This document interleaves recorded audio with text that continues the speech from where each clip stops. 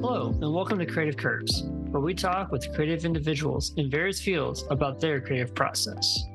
I'm your host, Blue Sirens. On today's episode, we speak with Tsol Beats.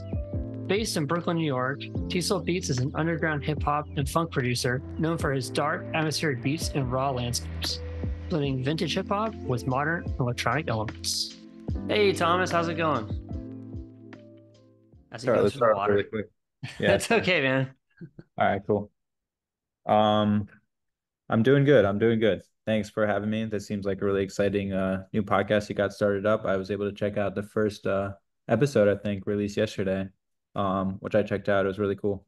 Yeah, thanks for checking out, man. I'm glad it's connecting with people, and I hope, overall the podcast I wanted to be able to let people try different things creatively, or there's always posts or thoughts about, like, how do I overcome writer's block, or how do I stay motivated? And that's Hmm. ultimately what I'm asking everybody that comes on the podcast is, how do you do those things? Can someone put on this podcast at the beginning of the week and gain a different perspective for a couple of days, and then when the next Monday rolls around, there's another person they can listen to and say, okay, how can I keep things fresh, or how can I avoid obstacles that have been popping up lately in my life?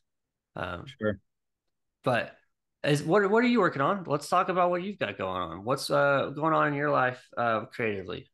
Cool. I've been pretty busy here at the school, as you know, working here at 343 Labs in New York City, which is like a music production school. And that's been taking up a lot of my time. We're gearing up for all the summer programs, which we have a lot of students coming in for from all around the country, really, and even some people coming in internationally. And outside of that, I'm also just keeping up the management work with Nefertiti and working on some of my own personal productions. When it comes to my personal, music, I'm hoping to do some sort of album at over the summer to release it sometime over the summer. So that's kind of something I've been focusing on and trying to figure out some deadlines to push that a little further along. But otherwise, it's going to be a pretty busy summer with a lot of work involved on all those different fronts. So looking forward to just kind of working hard, putting my head down a little bit, and hopefully looking back at the end of the summer on some, milestones and a couple accomplishments to feel good about. Yeah, what's it like putting your album together? I know over the last couple of years, Mhm. occasionally you'll drop a single here and there. Sometimes I feel like you drop a single like every 2 weeks for like 3 months straight, and then it's you got to go back and spend some time working on the sound, or trying to figure what direction you want the new songs are going to sound like. So what's it been Sure. like putting an album together? Yeah, good question. So I've like a pretty loose approach, honestly, especially more recently when it comes to putting the project together. I've been kind of doing like a long mix format of like 30 minutes or so of like back-to-back music, which really just ends up me kind of creating like a collage of tracks and beats I've put together, and maybe throwing in some transitions and try to make it something that's digestible and like one listen through. And if you want to come back and kind of skip through the different tracks, there's nothing against that as well. But I kind of just put together music that I've been working on. Like you said, I try to stay decently consistent with it. When it comes to releasing music, I'm not like super consistent, I would say. Like I try to, consistently work on music and try new ideas. But releasing music and promoting is something that is not, I don't know. I'm not as It's a you full-time know, job. yeah, and it's something that I've kind of just not fully committed to at this time due to how busy I am in terms of like full on promotion and all that. But it's just something I do for fun, mostly my personal productions as well. So I'm not super concerned with like a return monetarily at the moment either. So it's kind of how it goes. But to be in short with the album question, I just try to, put together my best work from maybe the last year or so, or maybe in this case, more like a year and a half of time that's passed since my last, bigger release, and try to really showcase and highlight what I feel has been the standout moments and tracks where I feel like I'm elevating things and providing something new creatively that hopefully listeners can attach onto and appreciate. Yeah, totally. And I feel like a lot of people really rely, I mean, I definitely do, Hmm. on releasing a lot of singles versus, hey, let me release a whole album, but not Hmm. just like a whole album, like you're creating the album to be like a continuous listen through. Hmm. And I feel like more people these days are saying, I'll release an album, but every track's gonna kind of live on their own. Like you don't have to listen to track one to get into track two. Hmm. Even though it sounds like you're gonna have some pretty smooth transitions to where ideally, I think it sounds like you want your album to sound like it's one long song because it's just so smooth. And I don't think a lot of people are really focused on making something like that these days. What's made you decide to kind of like go into making this album with that mindset? Yeah, it's a really good question, honestly. I'll say that I am tempted to kind of split it up and at least offer an option to listen to the songs individually. But I don't know. I think a couple years ago, the concept of like a mix and these kind of like SoundCloud mixes, beat mixes, you could call them, or beat tapes, really caught kind of my attention. And I was listening to a lot of them. And there's something to like listening to a body of work, almost like an album, and hearing like the nuances of what makes a certain producer's style really unique and makes them themselves, when it comes to the music and the sound of it. And also just having to like hear just kind of a variety of um styles, and it to me it really represents different moments in my life personally. So rather than just kind of experiencing like one day of my life how I was feeling, it more kind of in that longer mix format allows you to experience a period of time, an extended period of time I should say, maybe more like a 6 to month, 6 months to a year long experience or something like that. And kind of takes you on a bit more of a journey. So I guess you could compare it to like a short film or like even like a music video versus a movie, and like a movie being the longer format, like the mix, more of a journey, something you can just put on the background. Maybe you're not paying attention to every single little detail, but you're consuming it on the side while doing something else, multitasking, and it can kind of serve as like some sort of ambiance even. Yeah, that's interesting. I like the idea of, like you said, it's several different parts of your life, but like it could go pretty far back if you wanted to, just from when you've released these songs. Hmm. But the idea that like I always kind of come back to that I read from Rick Rubin was that a song is like a snapshot of where you are and who you are kind of as an artist at that point in time. Hmm. And when you stall on releasing a song or you think, oh, there's so much more stuff I need to put into this, Hmm. or it's or you rush it and it doesn't really get the chance to like grow into what it could become. It's almost like there's a right time for a song, but some people I know sometimes are like, uh, no, I'm gonna wait really long on this, or I'm gonna put this away and I'll come back to it later, and then maybe the song's changed so long, or they've changed so long after that. Do Sure. you do you think after like releasing this album, it's some other tracks you've released in the past? Like, do you think some of those tracks like need to be updated or deserve to be updated for the album, or you're trying to keep the integrity of those songs so that you can say, hey, this is a journey from where I was there to where I am now? Yeah, that's a really good question. I think certain songs I will say kind of live and exist almost for myself, or like as a stepping stone along the way to making the standout tracks that I will eventually release. And some songs that at the time that I'm making them that seem like they would be like album worthy or something more substantial end up not making like the final cut for a mix, and that could be for a variety of reasons, but I will say that I try to be not so hard on myself looking back and like with older songs when it comes to technical things like the mix and things that can really, I think, dishearten you or prevent you to release it or at least give you some sort of hesitance, because like you said, like it's more about the moment in time and what Rick Rubin was saying, capturing that. And I think what that really has to do with is more about the feel and the emotion of the track, and less about the technical aspects of it. And for example, there's plenty of old records we still listen to today that are very popular that were recorded in times of or produced in times of like really old recording technologies, and the fidelity and the mix is like very bad, but the song still resonates with us today, years later.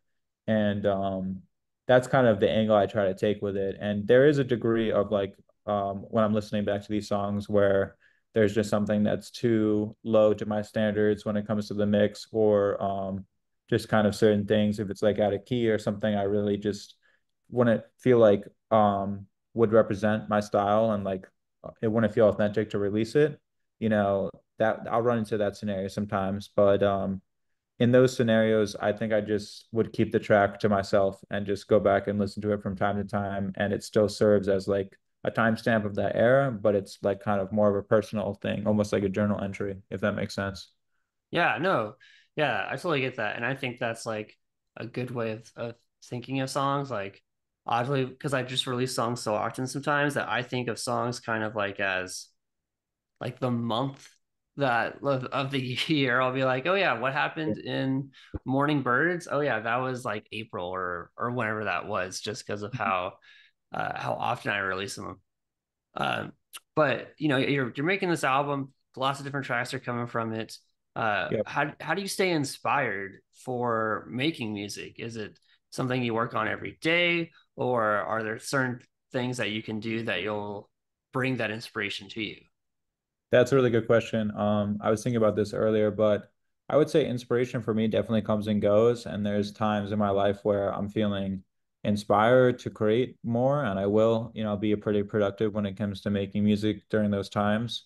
And there's other times where I feel less creative, and it's hard to pinpoint exactly what the difference is in those scenarios. But I would say that one thing that's really helped me stay inspired is like having the sense of community and being around people who are also executing on creative things. One really big help for me is being around the school. There's a lot of creative instructors who are super talented, a lot of creative students who are executing, new ideas and learning, tons about production, and that's exciting to feed off of.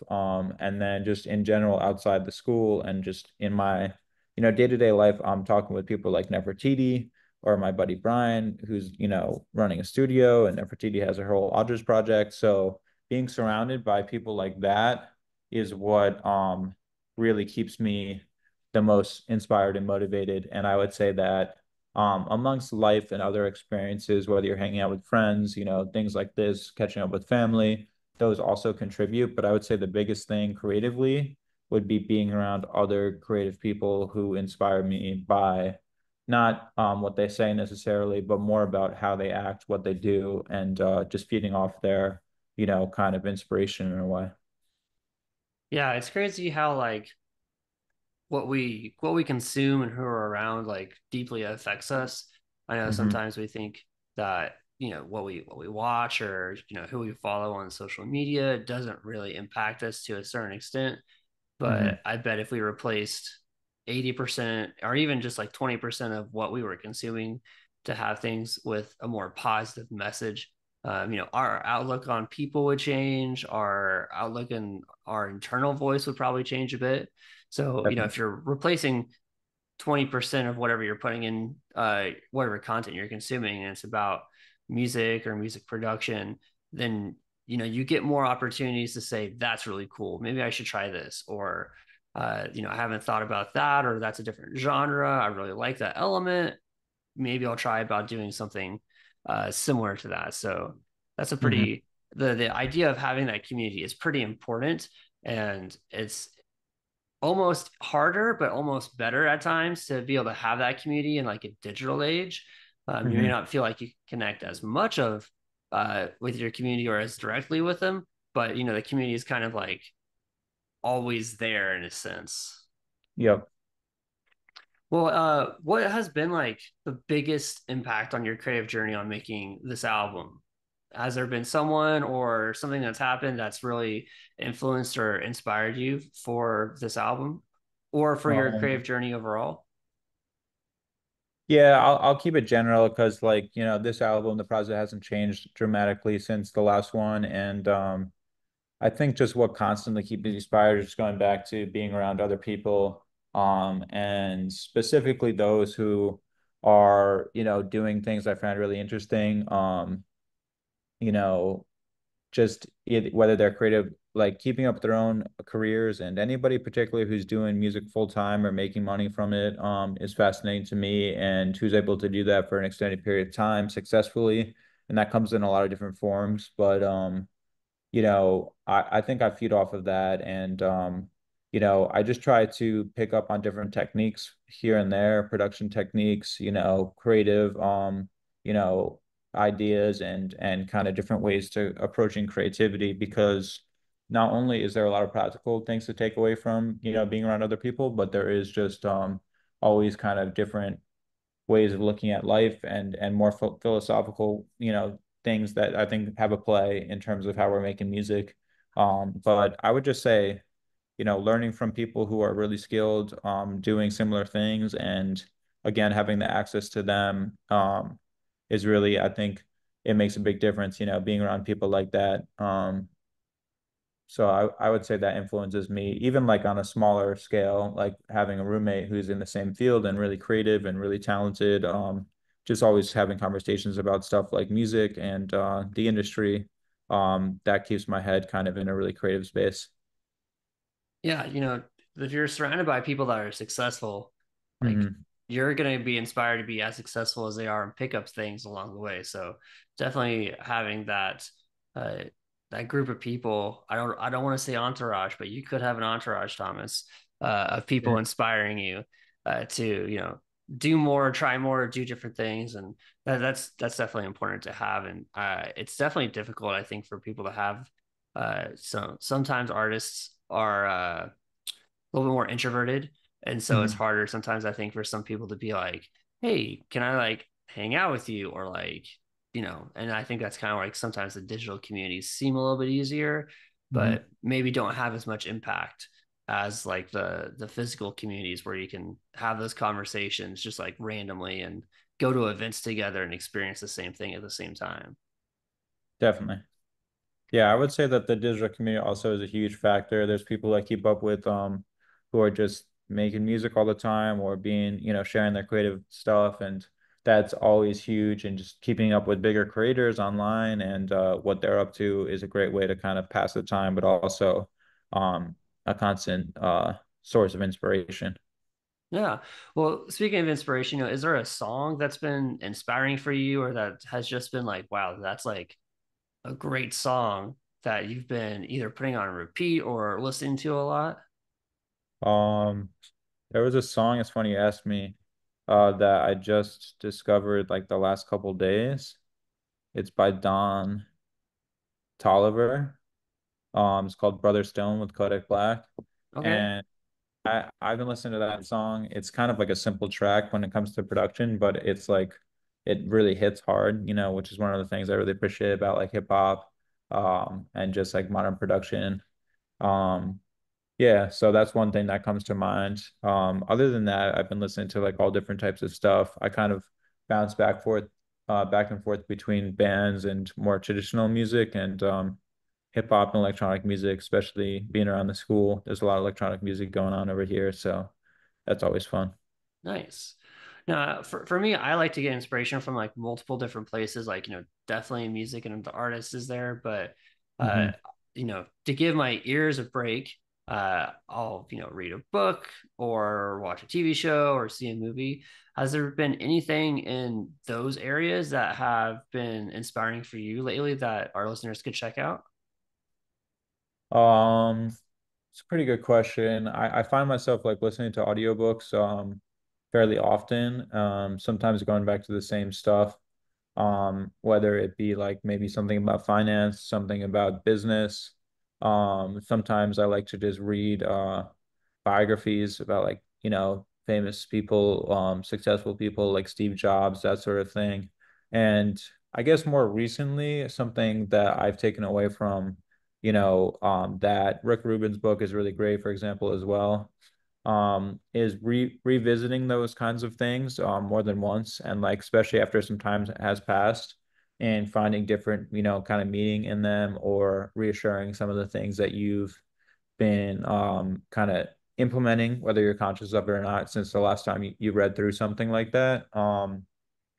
But in particular, I like the Steve Jobs book, the famous one. I think the author is Walter Isaacson or something. And Rick Rubin's book, I'll give a shout out to as well. And then other than that, I watch like a lot of comedy, stand-up comedy, like podcasts, and sometimes I try to go see it live when I can, that sort of thing. That's more of an entertainment side of things though. Yeah, I mean, hey, I feel like comedy does have a unique way of inspiring or changing our thought process. Uh, Hmm. for me, sometimes when I'm listening to a comedy, it's like, well, trying to guess where's the punchline going to be, and Sure. oftentimes it's like, didn't think it was going to go that way at all, Hmm. and just sometimes like when you experience that over and over and over for like maybe like 30 45 minutes or so, it's like, well, if there's one part of the song that's like the hook, how far can I push the hook into the song but Sure. still keep you interested? So you never know where you're going to get some of that inspiration, or where you're going to be able to have some of that cross collaboration from different mediums come in. So Hmm. I think it's really important to make sure, like, we're not only consuming music, because you never know if it's like going to be like a painting or a book or a podcast or something that's going to just do something small that might change how you might approach your next song or your project. Totally. Totally. And Well, I think even like on a wider scale, sometimes just having something to laugh and kind of keep you entertained. Like I try not to take music super seriously. I know that um as like a professional in the industry, it's important to take certain things very seriously, obviously, when it comes to work. But generally, especially when it comes to my own productions, I think kind of taking things lighthearted, and not overworking yourself. And I don't know. I think if you force creativity too much as well, it can kind of result in negative, you know, I guess results, for lack of a better term. But so I try to just kind of take an easier approach to things, and especially when it comes to being creative, I never try to force it too much. yeah, and like I think when people definitely get the success from their music career, they kind Hmm. of go on a couple of different side quests. Like Shaq. Shaq's like an NBA player, but he's Yeah. like, hey, I now want to open up a fried chicken restaurant, or I'm gonna be a DJ, Yeah. or uh, Gerard Wade is like, hey, I'm gonna do my own comic book now. So like, there's multiple things that I think people that are creative are they're passionate about, Sure. and they have to take a break from music. They don't have to, or maybe they're just like, hey, I want to do this other thing, and it allows them to take a break from music so they can come back and have feel refreshed and have a better perspective, and vice Totally. versa. When they're doing music, they can come back to whatever the other side project was and say, I've got a fresher perspective because I haven't done this in a minute. Definitely. Definitely. Yeah. I'd love to pursue like other creative, projects and things like that when the time and resources allow, I guess. Yeah, it's tough at the moment, but one day we'll get there. Yeah, Uh, for sure. and to help you get there, where can people find you? Where can they find you on streaming services, on social media, to listen to your album when it drops?